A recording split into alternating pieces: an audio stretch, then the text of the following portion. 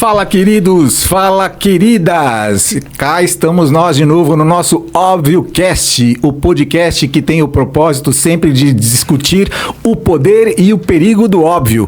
E hoje temos um convidado especial. Eu tô aqui já há dias já namorando para chamar ele, conseguimos finalmente colocar a agenda dele conciliada com a nossa. Bruno Tamieto tá com a gente hoje. Já quero te agradecer por você ter recebido o nosso convite e tá com a gente, e já começo passando a bola para ti dizendo o seguinte: se apresenta e faz um resumo da tua trajetória bem consolidadinho até esse momento, e depois eu vou fazer alguns pitaquinhos. Tá ótimo, o prazer é meu. Boa noite a todos que vão nos acompanhar nessa empreitada. É um prazer estar aqui contigo. Já nos conhecemos há um tempo, já temos um contato bom, e o convite foi bem legal e num momento muito pertinente meu, assim, e vai ser muito bom conseguir compartilhar com todos, né, desse momento, dessa trajetória. O que está acontecendo, o que te trouxe até aqui, né? O que vem para frente, né? O que vai para trás, o que deixa de lado, o que vai agregar, enfim. Cara, Bruno, você tem uma coisa muito legal. Para quem não me conhece, não conhece o Bruno, né? Pessoas que são mais próximas da gente já nos conhecem, então já sabem da nossa história já. Mas o Bruno é aquele camarada que ele congrega na mesma igreja que eu, e eu tenho uma moto, que é uma moto custom, e ele tem uma moto custom, e o cara é todo motociclista. Você percebe já qual é a vibe do cara. E o Bruno é aquele famoso meu malvado favorito. O cara tem cara de mal, sabe? Qualquer tem toda aquela pinta de mal, só que o cara é bonzinho. E aí, mais do que rápido, eu já cheguei no cara e falei, pô, vamos dar uma volta. Aí nós fomos dar uma volta de moto. Sim. Nós não trocamos grandes figurinhas, nós não somos BFFs, mas rola uma coisa legal. E quando eu soube um pouquinho da história do Bruno, eu falei, cara, esse cara precisa ser convidado, a gente precisa trazer ele pra cá, porque assim, é o cara que dá resenha. Sabe aquele cara que dá resenha? Que você chama pra sentar numa mesa de bar, começa a bater uma porçãozinha de fritas, um chopinho geladinho, começa a bater papo, e o papo vai, e você vai falando, cara, o cara já viveu umas 150 vidas. Dá prosa, como falamos em Minas, isso dá uma boa prosa. Você é mineiro? Eu sou mineiro, de BH, bem mineiro, assim, não troco, ninguém tira o meu sotaque. Até com os meninos aqui na escola, eles chegam na escola com war, port, air, eu já corta, porta, air, e o DDD 31. Não sai do meu celular. Sem chances. Sei lá quantas décadas eu tenho de celular com o DDD 31. Ou seja, você já viajou para tudo que é lugar já, mas manteve o 31. Mantive o 31. Muito legal, cara. Muito legal. Cara, deixa eu fazer uma pergunta pra ti, pra gente introduzir a galera no teu mundo e eu entender um pouquinho sobre você. O que é legal dessa conversa é que geralmente a gente chama as pessoas que a gente já conhece toda a história, e aí a gente dá alguns pitacos assim pra poder, olha, vamos conversar sobre isso. Eu não conheço nada da tua história. Então, assim como você que tá vendo a gente vai conhecer o Bruno, eu também vou conhecer o Bruno, as faces do Bruno, quem transformou, o que fez com que o Bruno viesse a ser o que você é hoje em dia. Num bate-papo que a gente teve muito por cima assim, você comentou comigo que durante a tua fase de juventude, cara, você teve um contato com o budismo. Sim, então vamos lá. Vamos começar um pouquinho lá atrás, não como nasci um garotão, grandão, bebezão. Fui criado por meus pais, muito bem criado, assim, eles tinham uma vida boa, a gente teve uma vida boa. Confortável, a gente não teve nenhuma dificuldade, sabe? Tivemos dificuldades de uma classe média alta, normal, assim, com as dificuldades. Comprou uma casa, vamos mexer, vamos reformar a casa. Passa aquela dificuldade, vende um carro, troca um carro, mas tranquilo. Meu pai sempre trabalhou muito, essa coisa do trabalhar muito, de dedicar à família, eu vejo que isso veio muito dele, assim. O cuidado com a casa, com as coisas, assim, muito da minha mãe. Ele era o quê? Ele era engenheiro mecânico. Ele faleceu, já tem quase 5 anos. Mas eu tive isso muito dele, assim, né? E a minha juventude, né? Eu vejo hoje esse lado que você coloca, pô, esse cara meio assim, né? Com esse jeitão, mas... meio mole por dentro, né? Tipo crocante por fora tipo suave por dentro. Assim, não foi bem assim toda a minha trajetória, né? A parte de juventude, logo, eu nasci, fui crescendo, uma criança, envolvi logo com artes marciais, desde muito novo. Eu consegui a faixa preta, assim, em Karatê, que é uma graduação muito novo, com 17 anos. E foi um período meio, antes um pouquinho disso, turbulento, né, assim... turmas, brigas, né? Influências. Já causei muita dor, assim, acho que a muitas pessoas, assim. Bati muito e apanhei muito também. Era briguento? Por causa das turmas, né? Brigas de turmas, assim, pras festas, pra brigar.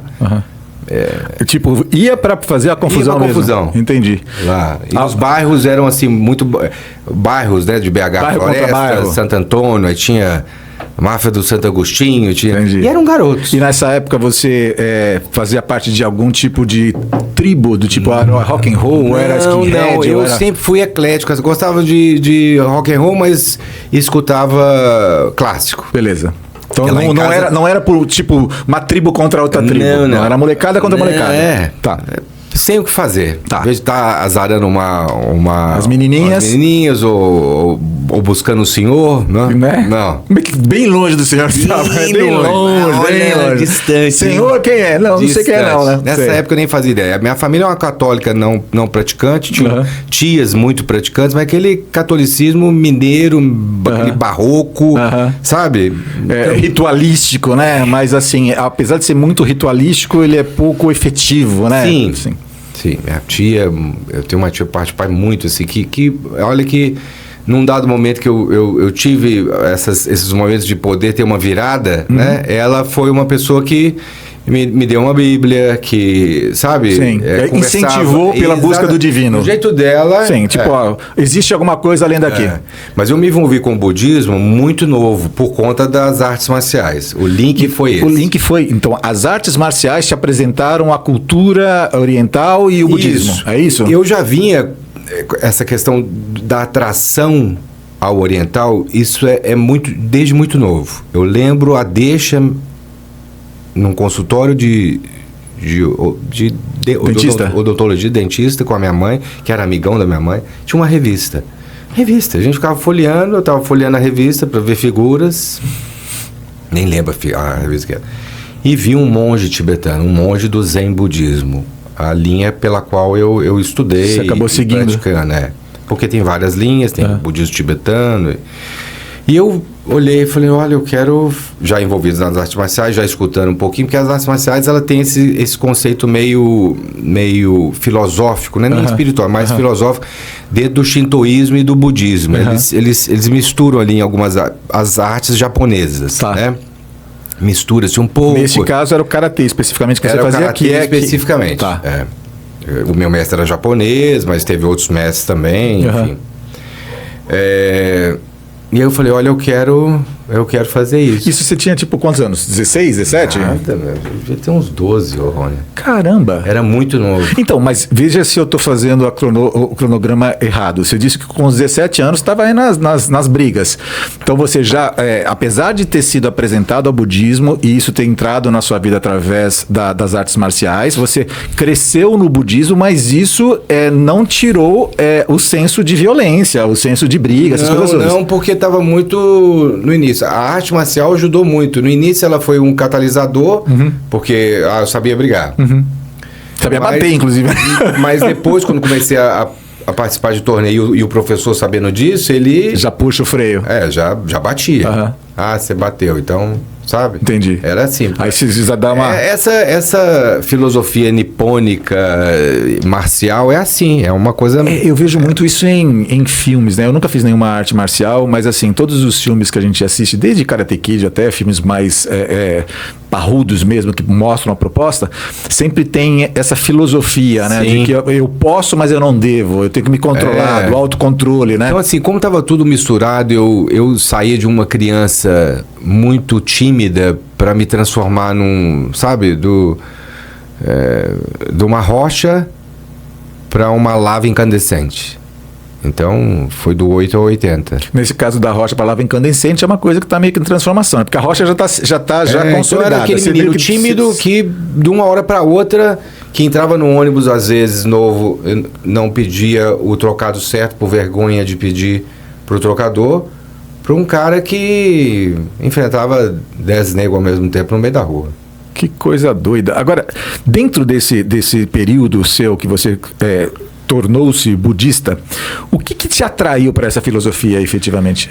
Quando eu de dentro das artes marciais, né, quando eu fiz esse link por conta da questão da meditação, do controle mental, do descobrir a si mesmo, que eu sempre fui um devorador de livros, eu já lia muito nessa época. Então, lendo livros que tinha acessos, falando sobre o Zen budismo, sobre artes marciais, sobre cultura, filosofia japonesa, você começava a falar, não, peraí, tem alguma coisa errada de como eu sou, de como eu estou, na verdade, e como eu acredito que eu sou. Porque eu vi uma coisa muito tranquila dentro de mim, era as companhias. As más companhias. As más companhias corrompem os bons costumes. Esses dias eu falei até com um amigo, a gente estava discutindo alguma coisa, sobre essa situação de companhias e ambiência. No ambiente hoje corporativo, o poder da influência, né? E a importância hoje, se você está no meio de grandes, 5 grandes, você possivelmente vai ser o 6º grande. Mas se você está no meio de 5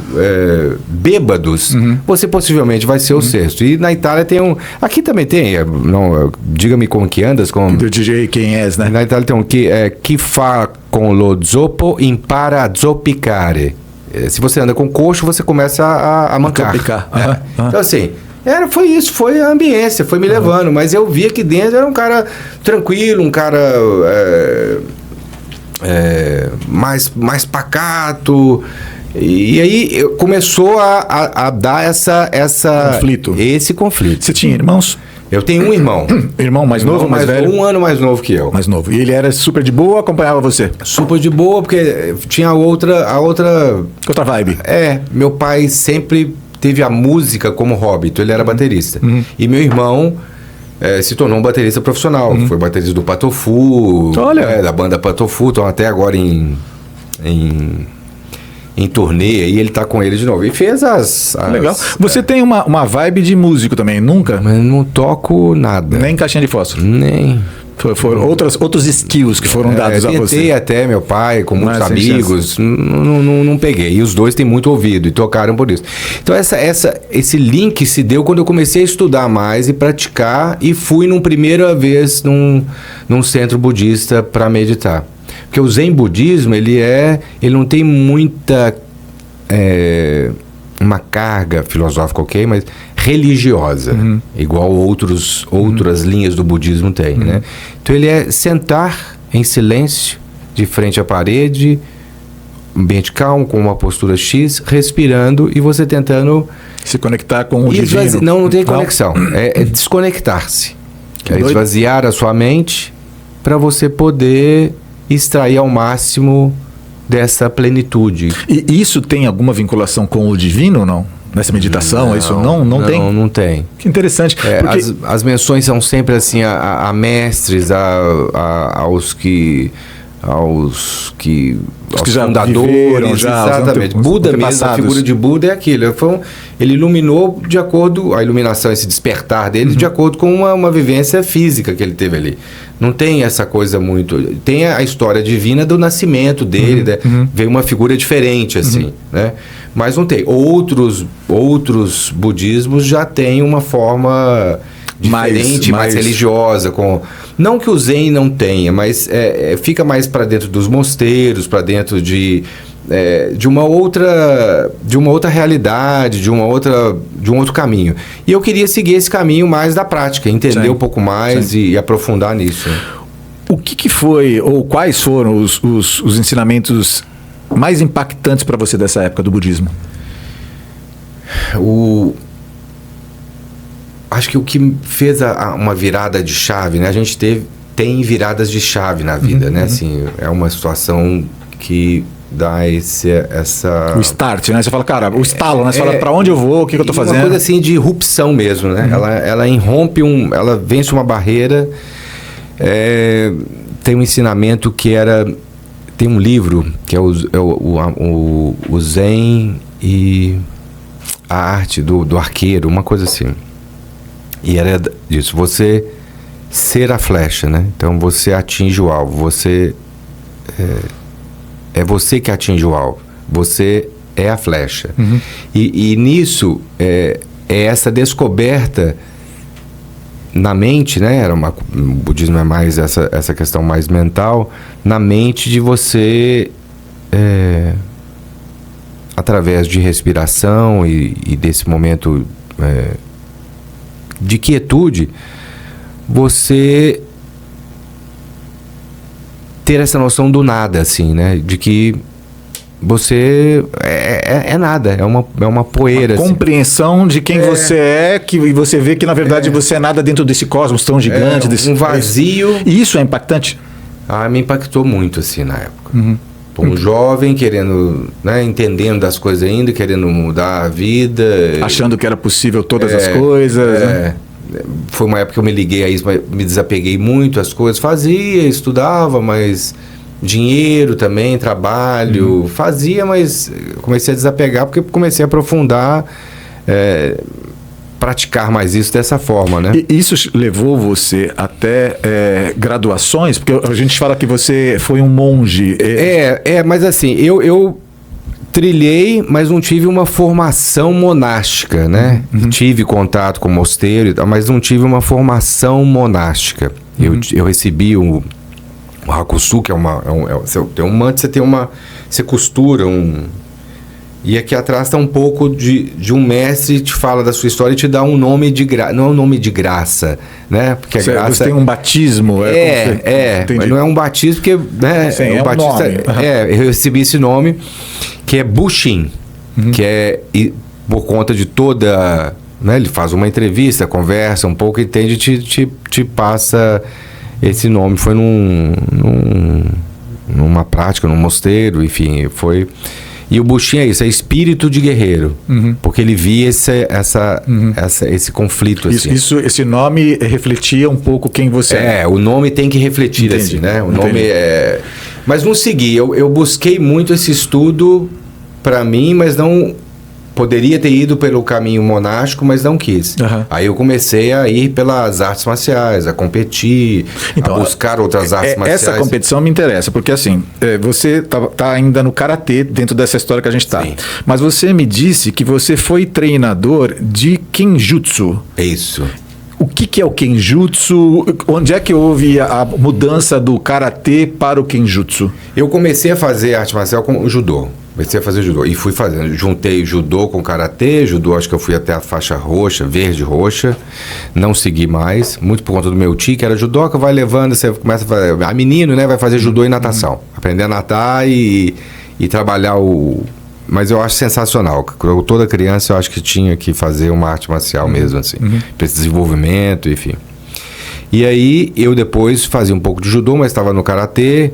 E nesse tempo eu fiz também um pouco de aikido. Eu estava fazendo várias artes marciais, mas para conhecer. A parte das chinesas... Coincidentemente, todas elas são japonesas. Todas elas japonesas. Não abriria a mão de fazer... Entendi. E por conta essa coisa nipônica. Tem um respeito a organização japonesa, a proposta da cultura japonesa. Com o Japão, sabe? Desde muito novo. Meu pai ia muito para lá. Eu vou falar sobre isso mais para frente, mas você teve uma experiência no Japão? Sim. Mas meu pai, ele ia muito para lá, trazia coisa, ele trabalhava, então assim, foi umas 3 ou 4 vezes por lá, para lá, né? Engenharia mecânica, ele ia lá, trabalhava com fornos de siderurgia.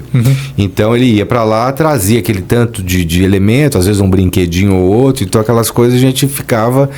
E eu desde novo já queria, já sentava no chão, minha cama eu queria que fosse no chão, queria ser a cama baixa. Tinha uma coisa assim. Isso não era incentivado por eles, mas também não era cortado. Eles deixavam acontecer porque estava tudo tranquilo. Deixava. E o que é o Kenjutsu, cara? O Kenjutsu é a arte dos samurais. Então eu aprendi isso, comecei a praticar aqui, né, com um mestre aqui. Foi boa parte da minha vida.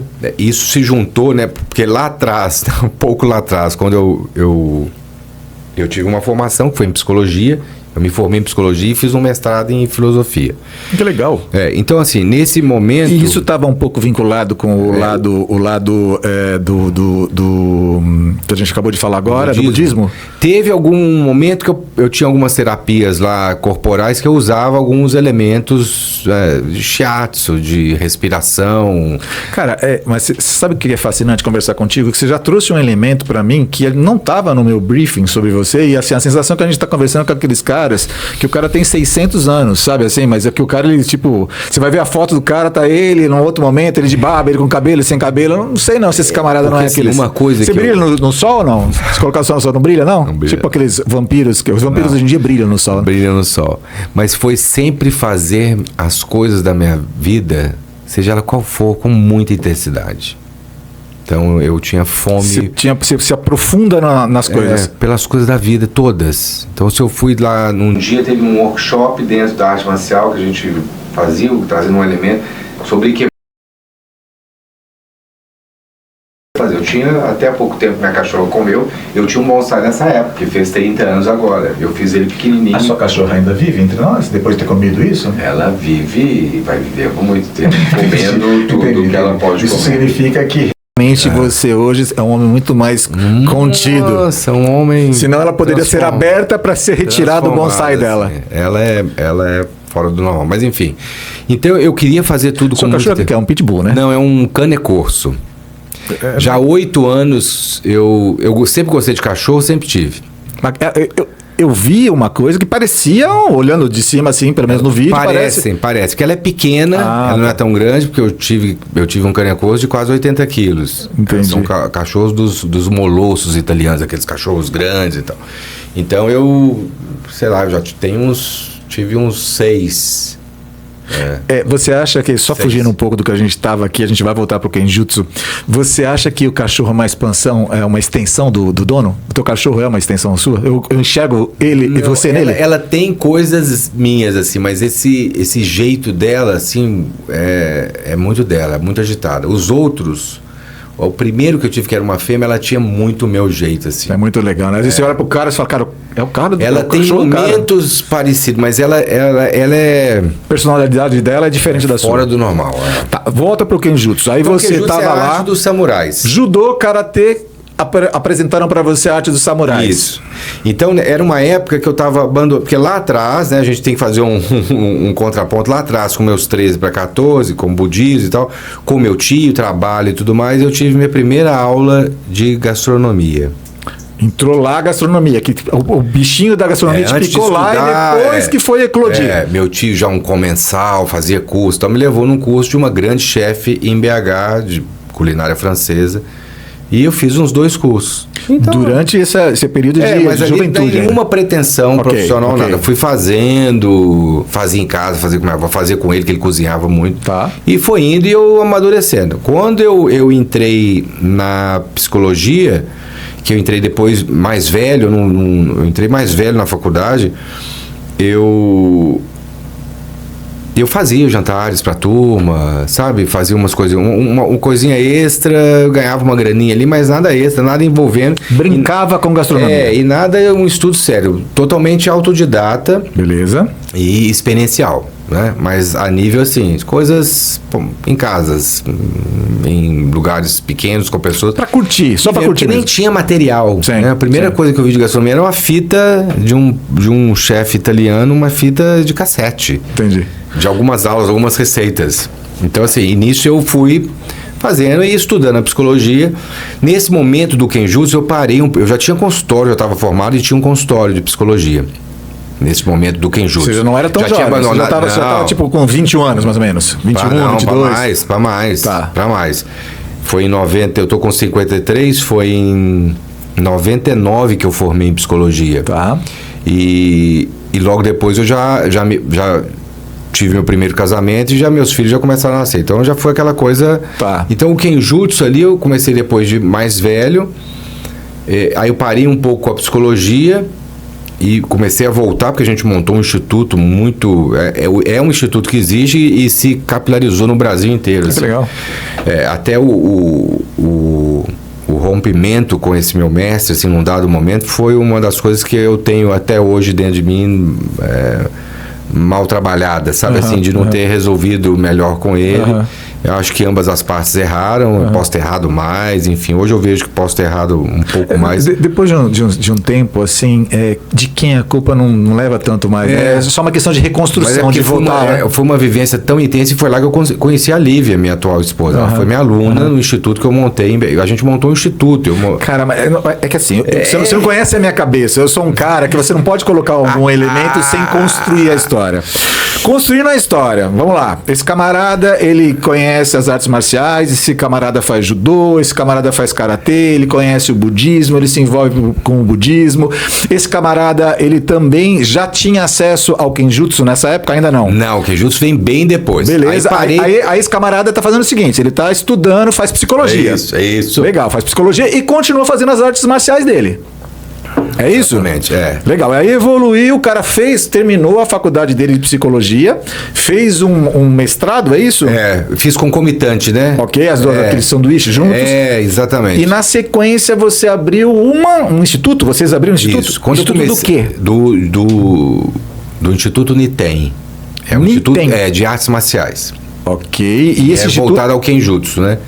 Então você já abriu um instituto já voltado para o Kenjutsu. Mas você tinha já experiência no Kenjutsu ou o mestre tinha? O mestre tinha. Entendi. Então ele foi passando, a gente foi se aproximando. E é aquilo, uma pessoa pode se tornar muito hábil em um ano, outros... Sim, porque inclusive você não veio do nada, você já tinha toda a experiência, todas as filosofias, Isso ajudou muito, assim. É como se você falar para um cara que o cara já é doutor em alguma coisa, para ele fazer uma outra faculdade, o cara faz tranquilamente, né? Se forem próximas, né? Claro que é isso. Só que era o Kobudo, tem um conjunto de artes de armas dos samurais, que usam armas, uma espada, foice com bola de aço, outras armas, bastão pequeno, bastão grande, um conjunto de armas. Naginata, que é uma lança comprida. Então foi um período assim de muita informação, muito trabalho. Recebemos mestres do Japão. E crescendo esse instituto em Belo Horizonte, eu ajudei a fundar um instituto em Manaus. Cara, que legal. Com um amigo, ele ia para o Espírito Santo, a gente fez um vínculo ao Espírito Santo. Lá em BH a gente abriu em Contagem. E tinham várias unidades em BH com muita gente. Na época que lançou o filme do Tom Cruise, tinham mestres que ele fez aula com mestres. Samurai. Fez aula com mestres que eram... Um dos melhores filmes que eu assisti e ainda faz parte da minha... Então, assim, a gente fazia em todas as aberturas do filme nos cinemas, a gente fez apresentações. Que legal, O instituto encheu de alunos, e a gente com aquele cuidado de passar a informação, era um treinamento, tinha essa parte muito filosófica, não religiosa, mas filosófica, e a cultura japonesa muito envolvida, porque isso tudo, essas artes estão envolvidas na cultura japonesa, né? Esse marcial está envolvido na cultura japonesa. Então, com isso... A Lívia chegou nesse período? Não, bem depois a Lívia. A Lívia eu conheci nesse período. Eu era casado, já tendo meu primeiro filho, nasceu em 2000. E o meu terceiro filho desse casamento nasceu em 2007. Você teve o primeiro casamento com 3 filhos? O primeiro casamento teve um filho no ano de 2000, depois em 2006 e 2007. Tá bom. Meus 3 primeiros filhos. E você tinha parado de trabalhar com a parte de psicologia, só estava trabalhando com isso? Só com isso e alguma coisa ou outra da gastronomia. A gastronomia era só um plus, era só um... Tinha essa parte assim, né? Agora, já introduzindo um pouquinho, já que a gente já está no Kenjutsu, sabe? Quando é que você virou um treinador de atleta de nível nacional disso? Quando a gente tinha assim, era só a gente que ministrava as aulas, era só a gente que treinava, então assim, a gente começou a desenvolver. Só a gente, Brasil, é isso que você está dizendo? Brasil. Cara, vocês eram os únicos no Brasil que faziam isso? Os únicos. Então a gente começou a criar esses próprios torneios, as próprias associações. Claro, porque você está crescendo. Então a nível assim, nacional, a Lívia foi campeã brasileira. Ela foi sua aluna e campeã brasileira de Kenjutsu? Das 3 artes, porque no final, assim, por exemplo, ela tinha a luta, aí tinha uma outra arte com a espada de metal, tinha arte com bastão, isso para ser bem prático. Então tinha todas essas artes. Se ela ganhasse tanto, uma ou outra, fazia uma certa pontuação X, ela levava o troféu do Kobudo. Porque o Kobudo é o conjunto de todas essas práticas de armas. O Kenjutsu é uma delas, é a esgrima japonesa, digamos assim. É a luta mesmo, com o equipamento e tal. Não está aqui na minha lista de coisas para conversar com você, mas acho que é aí que é o gostoso da conversa, né? Você teve um contato com a Lívia como sua aluna, você era casado. Que era meu braço direito lá. Ela estava estudando medicina. Relação de respeito total. Ela era, como a gente falava lá, a que cuidava dos alunos, cuidava da administração da coisa. Entendi. Então ela tinha uma bolsa para fazer isso e era super cobrada. Era aquela pessoa que no final do treino, quando eu pegava alguns para dar aquele amasso, ela era a primeira. Amasso, no que eu digo, era... Sim, é de jogar no chão, derrubar e fazer... ela ia para cima. Então esse foi o contato. Ela às vezes ficava fazendo um dos filhos naná, porque eu tinha que levar, sempre essa coisa de criando os filhos bem próximos, participando de tudo, sem babar. A minha primeira esposa era psicóloga, tinha o trabalho dela também, né, como psicóloga. Então a gente naquela correria toda com isso. E tem um ponto que eu acho importante nessa parte do Kenjutsu, que é o que eu quero, o desfecho maior é o dia de hoje, né? E que está me trazendo alguns elementos de hoje que a gente vai afunilar isso até chegar. Quando eu estava no Instituto, a gente desenvolveu um trabalho mais motivacional. Numa época, Rony, que não tinha nada de... Isso nós estamos falando de 2005... A palavra coach não existia. Os caras não tinham ideia do que era isso. Então, assim, eu dava treinamentos motivacionais usando aquela toda... Sim, a filosofia, tudo que havia... A gente rodou o Brasil com um método que o meu professor criou, foi se desenvolvendo, eu ajudei também a aglutinar algumas coisas, e eu era o responsável por levar, por palestrar, por levar... Mas rodamos, olha, muitas empresas, dezenas de empresas, levando, eram treinamentos muito pontuais para dar aquele gás, e geralmente era muito interessante, porque hoje eu estudo muito de vendas, na época nada, não via isso, hoje praticamente faz parte do meu dia a dia estudar um período sobre vendas, sobre vender. E na época eu dava esses cursos para equipes de venda que estavam precisando, sabe? Aquele momento. Performar, alta performance, mas ter disciplina para isso, né? Exatamente. Então a gente juntava era uma coisa até física, levava espada para eles pegarem, davam kiai, que é aquele grito. E aí a gente passava alguma coisa filosófica e se juntava a alguns elementos dos samurais. Ele segue 7 princípios, os samurais seguem, e esses princípios a gente colocava ali no mundo corporativo, fazia uma analogia e tal. Paralelismo para que os caras pudessem utilizar isso daí. E fomos muito bem durante anos seguindo isso, e foi até onde eu rompi, eu parei com isso também. Eu até pensei... Quando você foi para a Ásia, foi quando você rompeu? Um pouquinho antes. Você rompeu e depois você foi para a Ásia?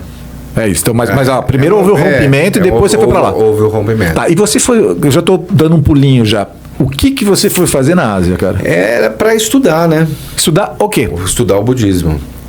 Que coisa. Mas mesmo assim não era monastérico. A sua pretensão não era de trabalhar. Era só de se aprofundar com a filosofia?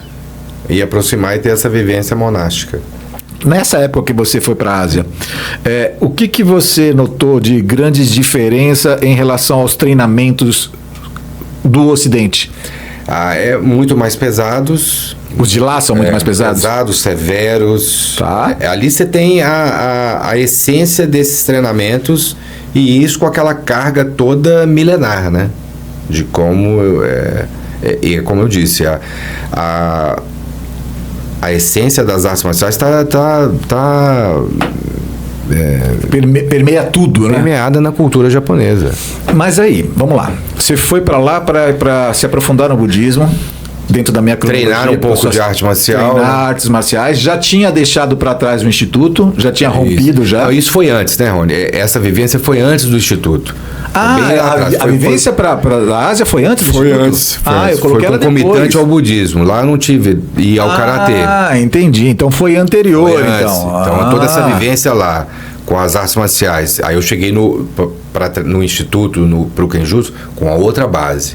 Entendi. Porque para mim tinha sido depois. Então foi antes. Beleza, fechou. Essa vivência foi tendo. E aí o instituto finalizou essa minha experiência lá com com esse projeto para as empresas, né? Aham. E aí rompi e nunca mais... Você teve 2 experiências internacionais anotadas por mim aqui. Não sei se foram mais, mas pelo menos eu Sim. sei que você teve um período que você teve na Europa e um período que você teve na Ásia. Isso. Esse período da Ásia é aquele antes de você montar o instituto. É. Beleza. Acabou o instituto, fechou o instituto. O que você foi fazer da vida? Aí, a gastronomia, eu não estava querendo voltar mais para psicologia. Tive que voltar, ainda atendi, porque eu tinha um consultório, só... A sua ex-esposa ainda era sua esposa? Ainda era. Tá. Ainda era.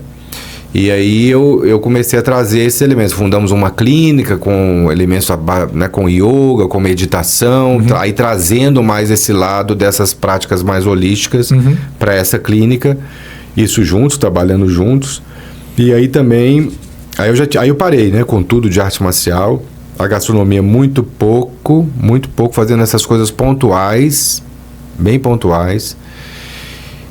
Mas foi nesse período de quase com a minha separação e a gastronomia aproximando que eu resolvi aprofundar na gastronomia.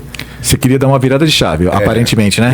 Eu queria muito ter seguido com aqueles treinamentos de empresa, com o instituto, Tá. mas eu vi que eu ia criar um transtorno muito grande. Tá. Mesmo usando outros nomes, outras... Sim, Eu ia criar um transtorno que eles seguiram com esses projetos. Depois eu não acompanhei mais nada, assim, de como foi o projeto deles, né? Quanto a isso. Aí eu falei, não vou porque o rompimento foi doloroso, deixa as coisas fluírem. Sim, mas é legal o seguinte, né? Dentro desse rompimento, porque assim, talvez a pessoa pode até ter contato com esse vídeo em certo momento, e é legal a ideia de falar, cara, passou, a gente tem que viver Sim. coisas novas, né? Experiências novas. E até ligando um pouquinho sobre onde você chegou hoje, até o sistema de desfazer as coisas mal feitas no passado, de pedir perdão, isso vai ter uma vinculação, né? Tempos atrás, logo ainda muito recente do rompimento, a gente tentou até, acho que... Mas eu estava muito quente ainda, não houve Não deu liga. estreitamento certo. Entendi. Mas houve, assim, tentativas. Mas não rolou. Não aconteceu. Entendi. Mas eu respeitei isso de não seguir com a base. Trabalhando. Porque assim, eu tinha todo o material. Sim. Né? Poderia abrir uma concorrência, Mudando as fazer... coisas, Mas prefiro não fazer isso. Tá, mas fazer. nessa fase, vamos lá, Bruno. Bruno Tamieto com a gente aqui, o cara que rodou o planeta. Você, nesse momento, já tinha ido para a Ásia, você já tinha trabalhado no Instituto, você estava trabalhando pelo Instituto junto com empresas, você já tinha feito sua faculdade de psicologia, você já tinha feito o seu mestrado, você estava... Aí você casado, 3 filhos, o cara fala, posso ser um concorrente do meu antigo parceiro? Fala, não vou ser concorrente desse meu antigo parceiro, eu já tinha brincado com gastronomia, isso estava meio distante de mim, aparentemente meu casamento não está rolando muito, e aí? Aí vamos começar a cozinhar. Separei? Não, ainda não. O casamento veio logo um pouco depois, assim. Fui primeiro para gastronomia? O casamento é aquele outro momento, esse rompimento com o meu professor e o fim desse primeiro casamento foram os 2 momentos, acho que de mais impacto, assim. Punks, foram... Eu não digo nem a perda do meu pai. A perda do meu pai foi aquela coisa construtiva. Eu fui ficando doente, mas eu já tinha... não sei se isso acontecesse muito novo, qual reação que eu poderia ter. Mas mais velho, com toda essa vivência que eu pude construir para mim, foi diferente, assim. Foi um adeus diferente. Doloroso, como qualquer despedida. Mas não foi repentino. Mas o rompimento com esse mestre e... A separação. E olha, eu estava refletindo nisso esses dias. O rompimento com esse mestre... E o fim desse casamento foram 2 momentos muito, muito impactantes. Mas tem, né? A vida da gente, ela tem uns momentos assim que são marcantes, né? E às vezes, nesse caso, são coisas muito sérias. Já aconteceu coisas comigo que não eram tão sérias, mas foram muito marcantes para mim. Sim. E assim, é porque a emoção é uma das formas de você registrar mais fortemente. Quanto mais emoção aquilo tem para você, automaticamente você tem mais memória disso, né?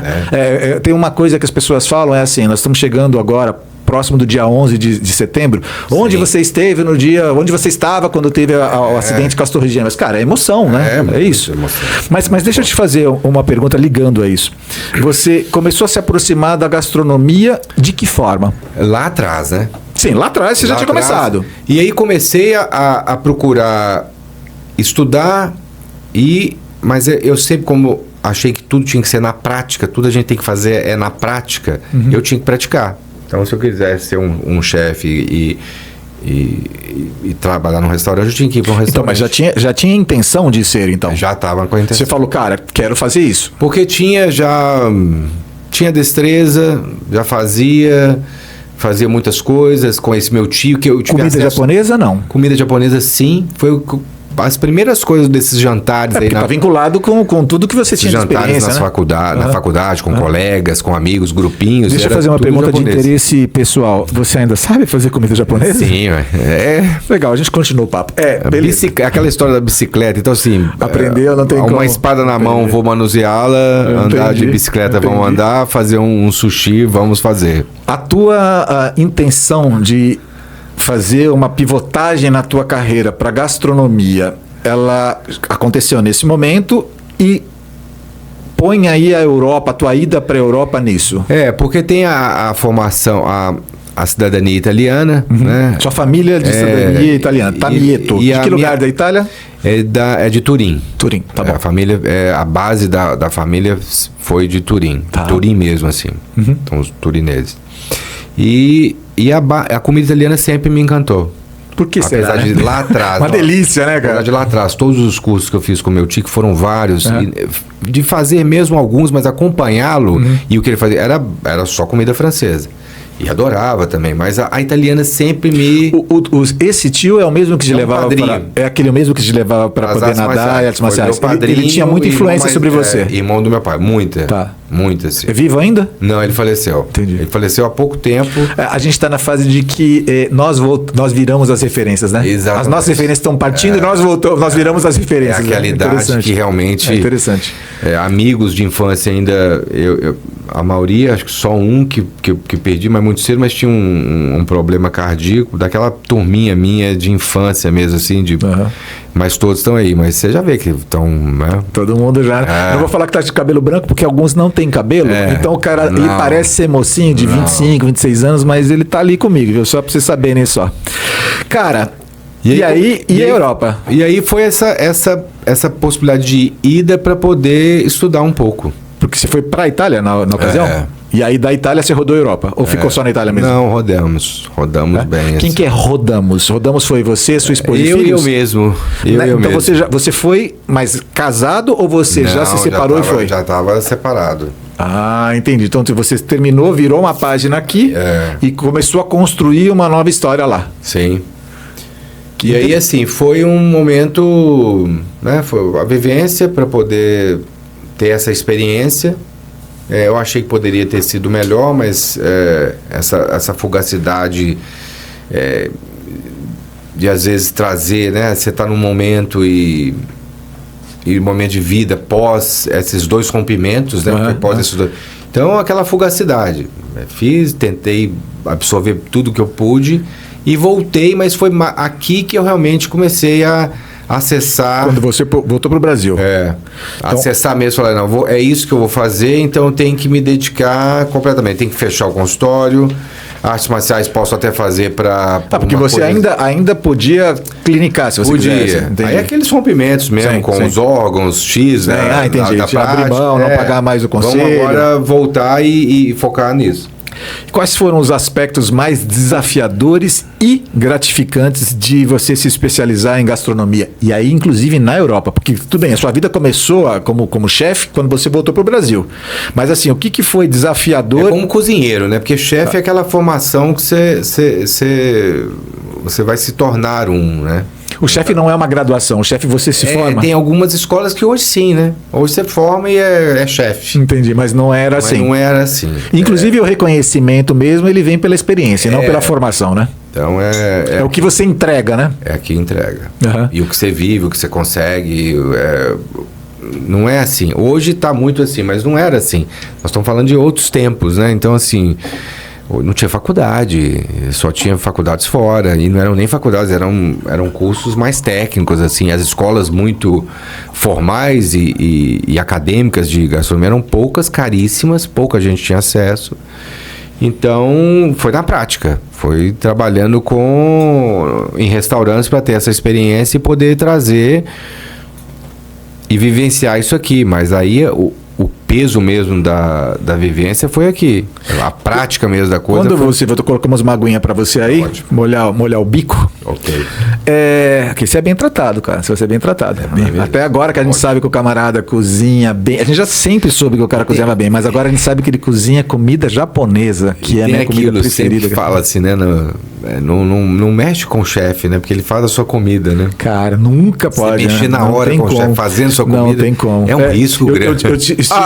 Quem nunca já viveu essa experiência? Uma vez eu tive uma experiência de o cara servir um prato que era o meu especificamente, e o meu colega brigou com o cara que me serviu sobre o meu prato. Aí eu olhei pra ele e falei, cara, não faz isso com o seu prato, não com o meu prato, Sim. né?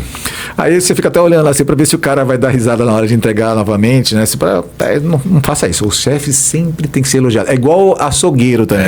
O cara tem uma faca desse tamanho na mão. Cara, eu amo. Corta o seu filé ali. É claro que eu quero que o cara... Colocar uma sola de sapato pra você passar com um filé mignon. O meu açougueiro, cara, Ailton, do Dalben, aqui de Barão Geraldo. Esse é o meu açougueiro. Eu chego pro Ailton, tô fazendo propaganda de graça pra você, hein, Dalben? E eu falo, Ailton, eu preciso de tal carne. Aí ele fala, essa ou essa? Eu digo, você escolhe, cara. Ele escolhe. E eu sou sempre bem tratado, né? Tem que ser assim. Tem que ser assim. Vamos lá, olha só. Você voltou pro Brasil e aí você começou a trabalhar com gastronomia. Isso. Mas o quê? Como você começou a trabalhar com gastronomia? Comecei a acessar amigos que já eram da área e... Olha, eu tô precisando... E a sorte que eu tive, assim, foi bem, acho que sorte mesmo, assim, poder acessar bons chefes, jovens, bons chefes, e que estavam ali no começo de um projeto, sabe? Então eu tive 3, 4 oportunidades assim que alavancaram a minha carreira. Não foi nada do que foi para trás, assim, de estudo que não... As coisas foram... Então, mas assim, mas apesar de não ter uma coisa vinculada com a outra, mas a essência da disciplina, das artes marciais, de fazer tudo muito focado, te ajudou muito, né? Hoje, para viver Cristo como eu vivo, o Zen me ajudou muito a entender isso. Que interessante. A postura até física para uma hora de uma oração, tem o Zen ali. Que interessante, cara. Então tudo, essa vivência, tudo te trouxe até aqui. Com tudo ficou guardado. Que coisa interessante. E eu consegui linkar o que desse para linkar, né, de uma maneira que isso forjou o meu caráter. E olha que coisa interessante. A gente não está falando aqui da filosofia oriental para que ela tenha que ser seguida. A gente está falando sobre a influência dessa filosofia na construção do caráter, da mentalidade do Bruno Tamieto. E quando o Bruno Tamieto ele é exposto ao cristianismo, ele consegue, através da experiência de vida dele, trazer o cristianismo e ser um cristão que consegue entregar-se ao Senhor da forma correta. É isto? Sim. Cara, isso é muito legal porque... Toda a base, assim, de estudo que eu tive e como, né, a igreja, né, que participamos, ela vê isso. Então, isso também foi muito forte, essa similaridade. Então, isso acho que fortaleceu essa possibilidade de querer estar e querer se aprofundar. E todo esse lado meditativo, calmo e de viver completamente aquilo que você está vivendo no momento presente, que isso são aspectos... Entrega. De uma entrega. Isso eu trouxe para essa vivência agora, né? A gente está naquele exato... Então, assim, na cozinha, por exemplo, você conseguir fazer 5, 6 coisas, o restaurante lotado... E você ter aquela calma para realizar tudo rápido, com a máxima eficiência, que era os samurais, era tudo, fazer tudo com a máxima eficiência, porque o deles era vida ou morte ao mesmo tempo ali, né? Então todas essas coisas, elas se conectam. Elas preambam a minha vida, o meu dia a dia. É muito interessante, Bruno, trazer isso para esse momento, porque eu quero conectar agora o seu retorno para o Brasil você ter começado a trabalhar com gastronomia e neste momento você está com os teus 3 filhos separados da sua esposa e você está sozinho no Brasil. Onde é que entrou a Lívia nessa história aí? Não, então, meus filhos estão em BH. Ok. Né, porque a minha esposa, 2 filhos tá lá. E tem um filho mais velho, ele mora comigo aqui. Atualmente mora contigo. Mas na época você chegou no Brasil, você estava em que lugar que você estava? Para onde você chegou? Em BH. Você veio para BH? Isso, tá bom. Ainda eu rodei, fiquei muito por lá ainda. Tá bom. Aí, por volta de... Quando eu retomei o contato com a Lívia, porque a Lívia foi minha aluna. Como que você tomou isso? Nesse momento, o rompimento com o meu professor. Rompi com ela também, houve um rompimento geral. Tá. Na verdade, você virou uma página e falou, vamos pra frente, vamos seguir. E não tivemos mais acesso. E logo depois eu encontrei com ela, assim, nos falamos e falamos, vamos nos encontrar para tratar daquele assunto. Porque você tinha rompido com ela também? Com ela também. Entendi. Então vamos conversar. Vamos tratar desse assunto. E reunimos para tratar do assunto, um mês depois a gente estava casado. Aí ela já em Campinas, aí começa o link pra cá. Uau! Ela já em Campinas... Não, peraí, você não vai passar tão batido assim, né? O cara vai falar, eu tive um contato com ela, um mês depois eu me casei com ela. Tipo assim... Aí, o que a gente conseguiu viver nesse momento que a gente conversou? Tudo que a gente precisava resolver... Ela era casada nessa época? Ela já estava terminada com esse... Que era virou na noivo, época, virou noivo, mas terminaram, ela foi fazer a vida dela, a carreira dela. Ela já tinha feito medicina na ocasião lá? Ela estava já em Campinas fazendo a... Tá, você encontrou ela em BH, porém ela já estava em Campinas fazendo a residência dela. Isso, estava lá passando férias com a família lá. Você encontrou e falou, vamos reatar aquela relação lá de trás. Relação de respeito por causa daquele problema. Isso. Aí a coisa evoluiu, paqueraram, você está disponível, ela está disponível. Nada disso. Como é que foi? Mais intenso ainda. Uau! Sentamos para conversar, o Rony, a gente deve ter ficado umas 10 horas conversando. Choros, lágrimas, alguns risos no início, mas depois muito choro. Tinha que lidar com a dor ali de várias coisas, foi muito... O rompimento foi muito pesado, né? E as situações, conversas, enfim. Então teve muito essa dor. Eu tinha sempre esse respeito com ela, mas a gente, por tratar ali com tudo e estar o tempo inteiro, como a gente vivia aquela arte... Visceralmente, né? A gente tinha contato muito próximo, muito intenso, de muito respeito. Essa é a pergunta. Um pouco desrespeitoso, mas eu vou fazer. Nunca tinha rolado nada? Nada, nem sonho. Nada? Não, nada. Nem tipo assim, poxa, ela é bonita, mas eu não posso nada? Nada. Tinha um carinho muito especial, um respeito especial e um cuidado especial, porque parecia uma filha. Você era, não sei se era assim chamado, você era professor ou mestre dela? Era o senpai, porque tem um sensei, que era o mestre, e o senpai é esse braço direito do mestre.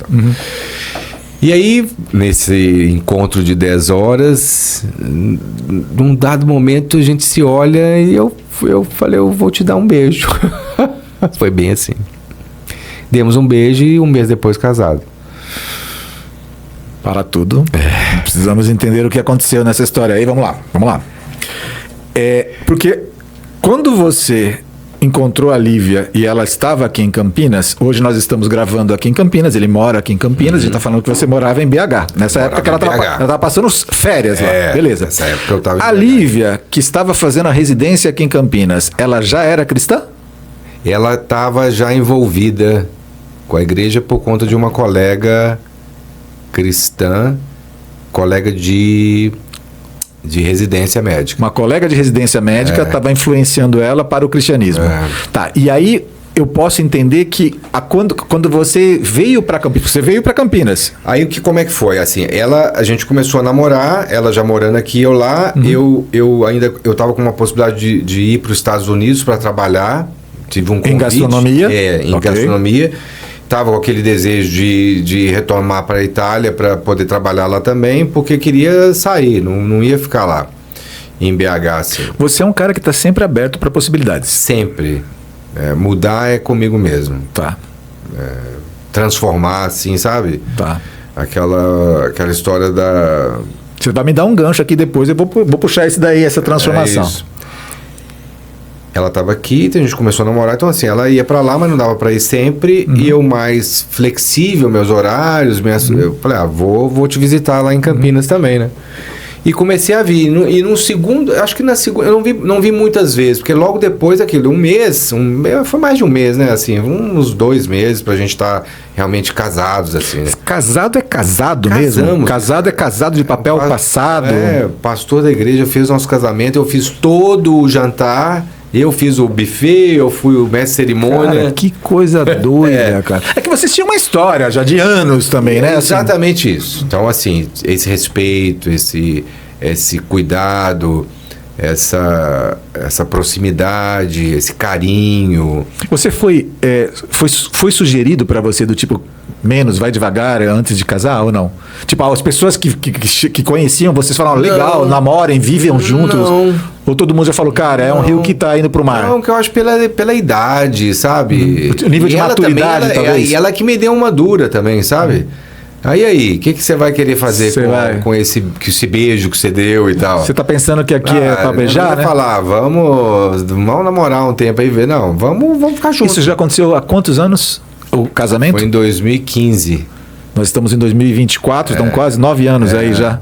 Uau, o tempo passou, hein? Então, e hoje com ela você já tem quantos filhos? 2. 2 filhos. 2 filhos com ela. Você tem 2 filhos que moram com você, mais um filho do primeiro casamento. Isso. E todos moram no mesmo ambiente, mesma casa e se dão super bem. Nossa, o Enzo hoje tem 24 e o Pietro e a Maia vai fazer 4, o Pietro vai fazer 6. Eles têm o Enzo como irmão mais velho mesmo. E os outros 2 que em BH tem muito contato. Então, e um dos filhos é uma menina, a Kira.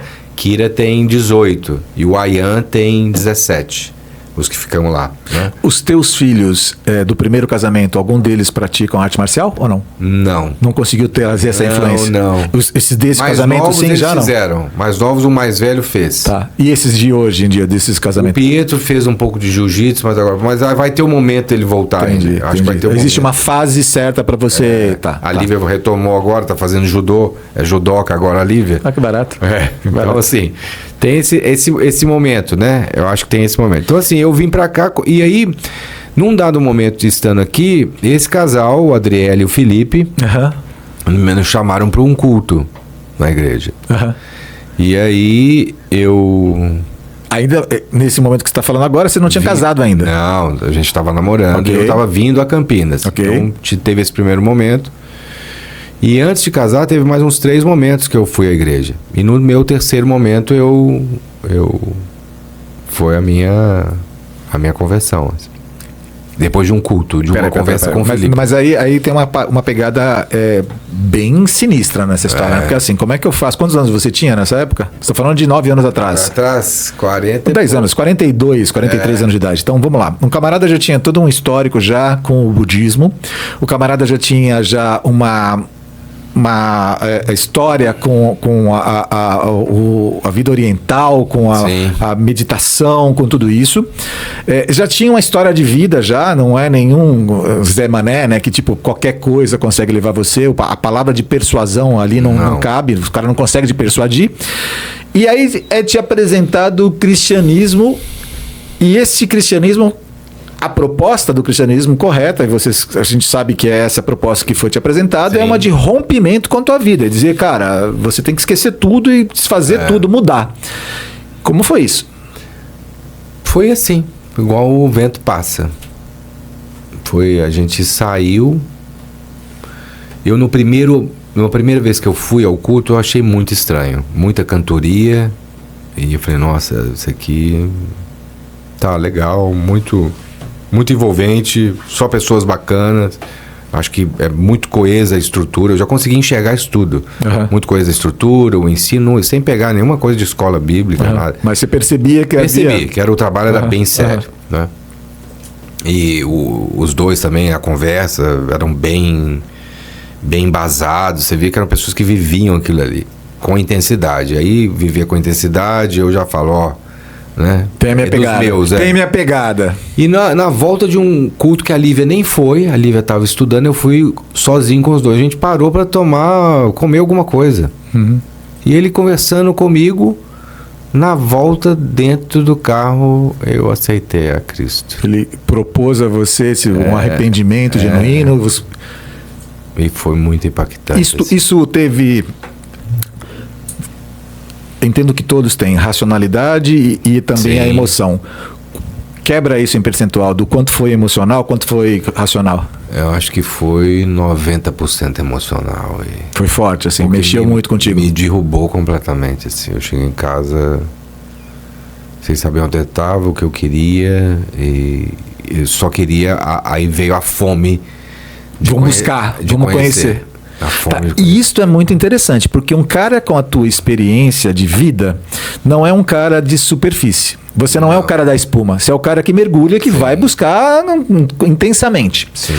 E eu acho que assim, e a igreja proporcionou isso, porque se fosse um outro ambiente, Talvez você eu não acho conseguisse. que isso teria sido diluído. Teria... A emoção não seria suficiente para te... Entendi. Não, assim, depois veio o embasamento, hoje ainda é muita emoção, mas o outro lado, o racional... Sim. É porque você pode até fazer uma mudança de caminho, uma conversão, até pela emoção. Mas não vai ser a emoção que vai construir a sua vida. A sua vida é construída em fundamentos muito mais sólidos, né? Sim. E aí a igreja, nesse aspecto, te ajudou muito nisso. Muito.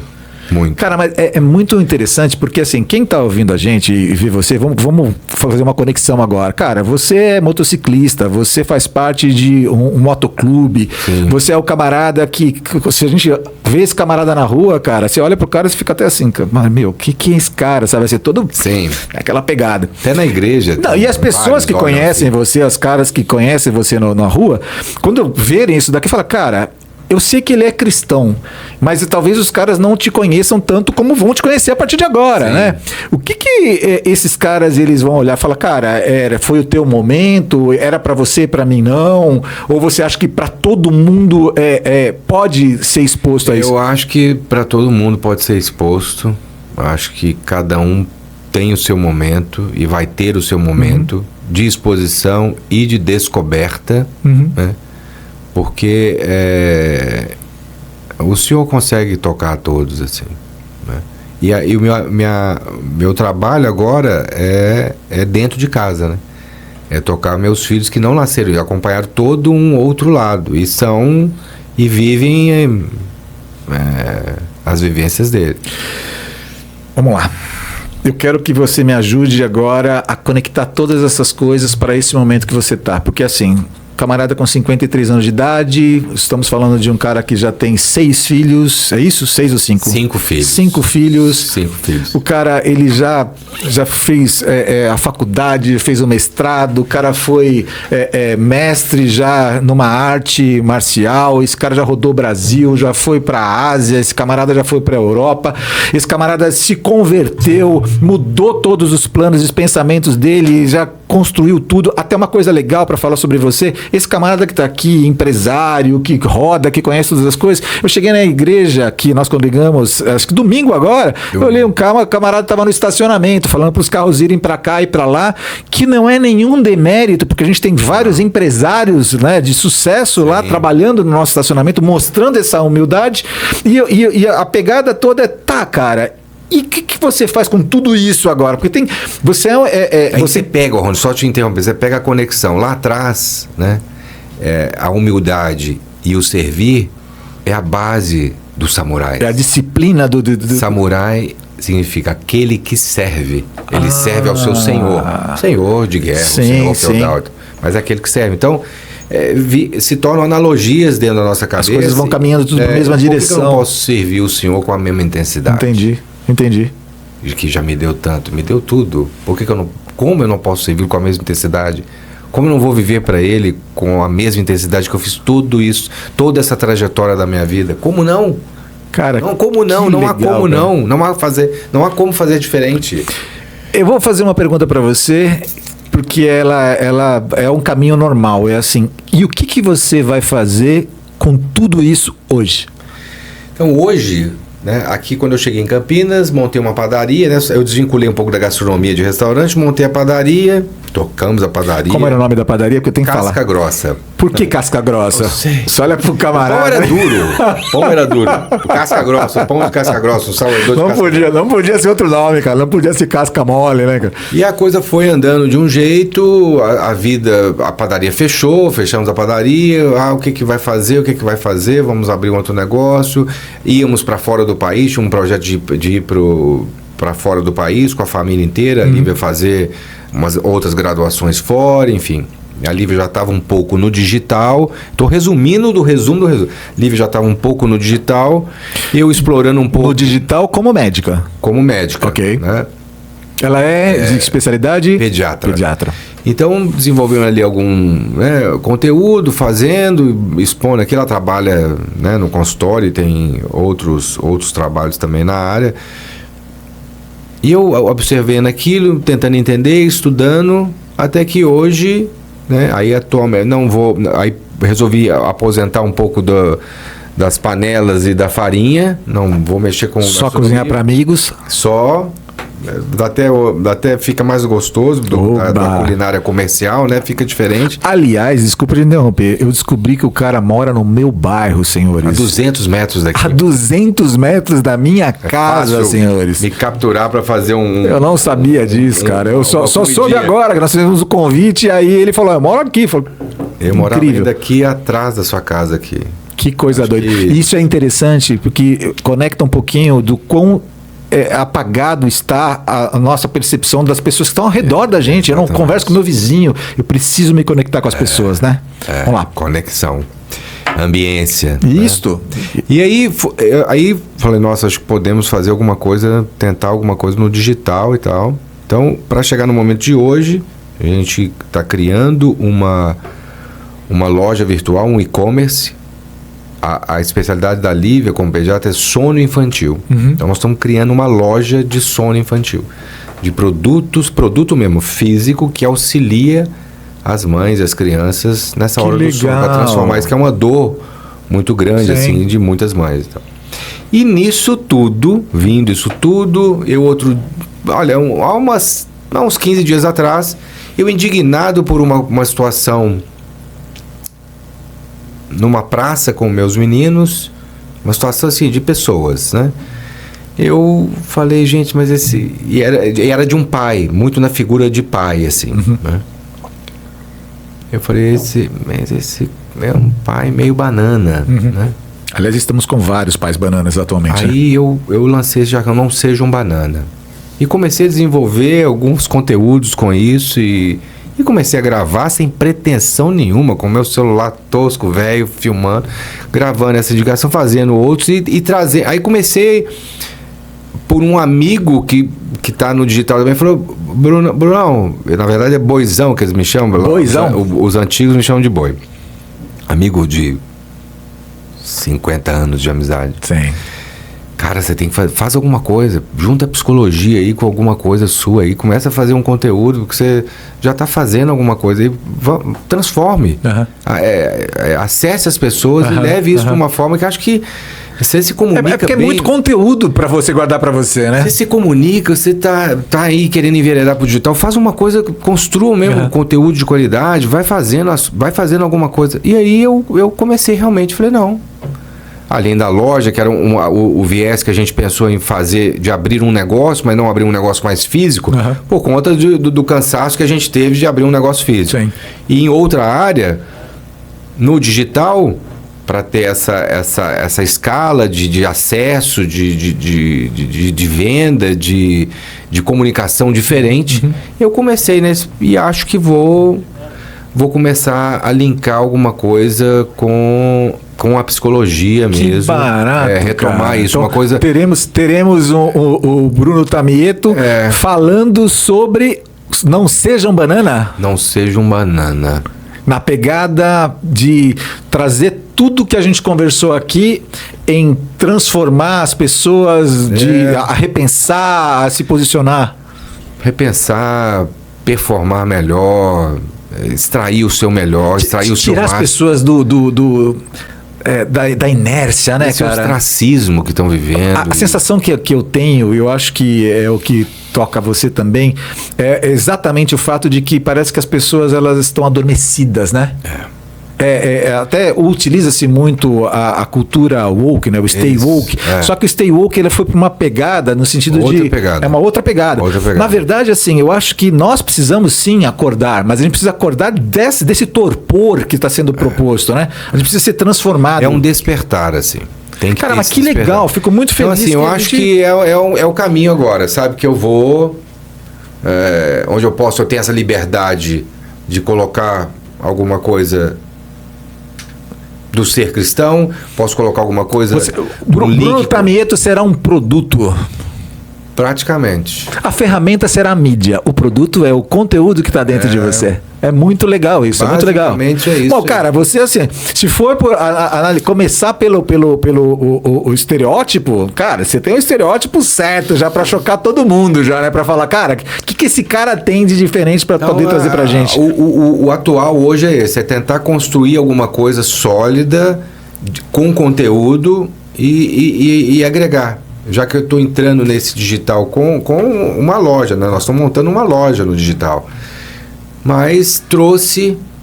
E a pessoa que nos ajudou, o Renato, que nos ajudou com essa loja, ele até falou, isso é só o começo. E eu falei, não, como é que eu vou fazer alguma coisa digital? Já acompanhando a Lívia, mas vendo que a Lívia, sabe, a construção dela foi muito legal, como é que ela era, como é que ela se... Hoje, como é que ela se pode fazer uma filmagem, fazer uma gravação. Vi que teve uma construção, um crescimento muito grande. Sim. E eu falei, por que não? Por que não? Né? Tem as ferramentas, por que não? Então, você está pivotando mais uma vez a sua vida. Como sempre, eu acho que se eu não sei se eu posso te responder, não, agora essa é a última... É a última desta fase. É mais uma... Na verdade, você é um camarada que você percebe claramente que você tem capítulos, né? É de um livro que você está construindo. A sua vida é um livro, né? Por isso que você está aqui, né? Se você fosse um cara cinza, se você fosse um cara bege, você não estaria aqui, né, cara? O convite não teria sido feito para você. Eu tinha essa vontade de mudança muito rápido, em curtos espaços de tempo, e hoje eu vejo que ela aumenta. Eu fiquei muito tempo... Sim, são fases maiores, né? Fases maiores. E então, mas aí entra uma pergunta bem interessante pra você, que nem tá aqui no nosso script, cara. O cristianismo não pode ser uma fase só? Porque o que garante que o cristianismo não será uma fase? Esse eu acho que não é fase. Esse não é uma fase. Do jeito que o Senhor me tocou, do jeito que eu busco, do jeito que eu quero presente na minha vida, do jeito como eu levo a vida... buscando, né? Que eu ainda me sinto um bebê. Sim, você está em processo de construção desse novo homem, né? Porque ele alicerçou e deu muito mais sentido em tudo que eu fiz e o que eu espero fazer ainda. Né? O cristianismo, ele tem o poder de conectar todas as outras coisas, né? É como você falou, né? Todas as tuas experiências é meio que você meio clichê agora, Karate Kid naquele filme, tipo, me mostra tal coisa, me mostra tal coisa. As coisas se conectam através do cristianismo. Né? E assim, preencheu de um jeito que as outras coisas preencheram num dado momento, mas eu sempre senti um vazio. É um novo sistema operacional, não é, cara? Para quem manja de computadores, eu não sou o cara, mas assim, você instala um novo sistema operacional que assim, para realizar, para fazer, para construir tudo que eu penso hoje, pro agora e para até onde me for permitido estar aqui, eu acho que ele é vital. Show de bola. Ele é vital. Show de bola. Ele é que vai fazer todo o gerenciamento. Tudo a partir dali, né? Não tem como. Na verdade, o que é muito interessante, eu não quero colocar palavras na sua boca, mas quero ver se você concorda comigo. Esse sistema operacional, se você vai instalar alguma coisa que seja incompatível, você já não instala. Não instala. Ele é predominante, né? Ele é principal, né? Ele é predominante, é o principal e acho que é o solo fértil para as coisas realmente acontecerem e o solo infértil para aquilo que não deve joga nascer. Fora, não nasce. A coisa morre ali já, né? Morre ali já. Brunão, últimos minutos do nosso bate-papo, agradabilíssimo. Super, muito bom, muito bom. Eu quero que você me dê recomendação de um filme e de um livro. Um filme, a um filme, O Último Samurai. Cara, eu amo. Tenho ele até hoje, inclusive. Eu não tenho nem onde assistir, mas tenho ele. É um filme que, assim, a trilha sonora, o que ele passa, aquele momento de introspecção. Fala, não, mas o samurai... Você vê alguns samurais fazendo uma pintura, servindo um chá antes da batalha. Essa calma, essa tranquilidade antes do caos desse filme, eu acho que é muito... Forte. É muito forte. Um livro. E um livro, eu vou falar do que eu estou lendo agora, muito recente, assim, que me impactou muito, é do Dave Goggins, que é um ex-CEO americano, e hoje ele dá palestras, ele fez todos os treinamentos de várias companhias, corredor, se testou muito, e se chama Nada Pode Me Ferir. Que show, é um cara. belo livro, assim. Ele constrói levando isso pro dia a dia, para você trazer o incômodo físico e isso se transformar. Teve uma história de vida complicadíssima, de abuso, de uma É um pouco daquele de antifrágil, ele fala um pouco sobre isso? É um pouco diferente do resiliente. O resiliente, ele volta para o estágio normal. O antifrágil, ele usa aquilo para poder ser maior, né? Então, Nada Pode Me Ferir, assim. Show de bola. É um bom livro. A gente vai colocar depois para o pessoal acompanhar aqui, na BIOS, a gente vai colocar certinho, para o pessoal poder ter essa recomendação do Bruno. Bruno, tua mensagem final e onde é que as pessoas que querem ter acesso ao Bruno, elas podem te encontrar? Hoje é o Instagram, né? Que a gente vai voltar... @Bruno Tamieto. Bruno Tamieto. Vou estar me comunicando, lançando as coisas por lá, lançando assim, né? Não estou lançando nada, estou gerando algum conteúdo. Tá começando, né? E vamos ver o que isso... Onde vai te levar? O senhor vai me permitir colocar isso da forma como... Então tá tudo embrionário, eu estou percebendo isso tudo ainda. Então é por lá que dá para me acompanha... Eu acho que é por lá, assim. E eu acho que assim, é nunca desistir... da gente se superar, né? E é claro, hoje eu vejo isso tendo o Senhor como essa mão que dá naquele momento que você menos acredita, que você vai conseguir vencer aquele obstáculo. O Senhor está ali com você, fazendo você acreditar e fazendo você não desistir. Cara, eu quero te agradecer por ter aceito o nosso convite, um papo agradável para Chuchu. A gente poderia ficar aqui conversando muito mais, tem muita coisa para a gente ainda mergulhar e quem sabe de repente um outro convite para a gente trabalhar algumas coisas com mais profundidade desses temas aqui. Convite já está aceito, foi um prazer, Show de bola. Todo meu, muito bom estar aqui, muito bom poder compartilhar, muito bom estar com você e vamos em frente. Show de bola, você que está assistindo a gente, deixe o teu comentário aqui, na medida do possível curta, compartilhe com os teus amigos também. A gente quer fazer com que o ObvioCast se transforme num grande canal, porque a gente quer sempre conversar sobre o poder e o perigo do óbvio que transforma a nossa vida. Valeu! Beleza! Valeu!